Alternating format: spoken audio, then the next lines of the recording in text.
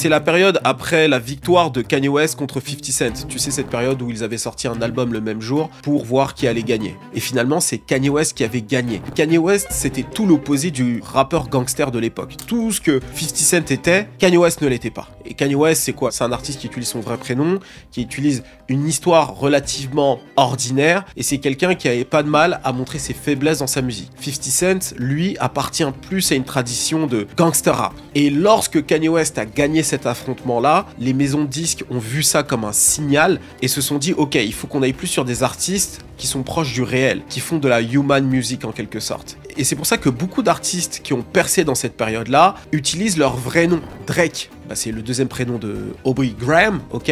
Wale, c'est son vrai prénom. Big Sean, en soi Sean c'est son vrai prénom. Jermaine Cole, J. Cole c'est son vrai prénom. Et Kendrick Lamar c'est aussi le cas. Je pourrais aussi ajouter Mac Miller, mais c'est pas exactement son prénom, mais ça rentre dans cette idée-là, on va dire. On n'est pas sur un blaze comme Snoop Dogg ou 50 Cent, tu vois, un personnage complètement créé pour la musique. Donc voilà, ça c'est la petite touche business, et c'est aussi l'occasion de vous dire que j'ai réouvert ma chaîne business. Là-bas on parle de business de création de contenu et de business de la musique. Abonne-toi là-bas si tu veux entendre parler de marketing, de business dans ces domaines-là. Je reprends ma vidéo. Alors pour annoncer son changement de nom, il sort un EP éponyme. Kendrick Lamar. Alors ce n'est pas vraiment un EP, hein. Il y a vraiment beaucoup de morceaux. Et sur la cover, on y découvre un Kendrick Lamar en toute simplicité, avec ses grandes oreilles décollées.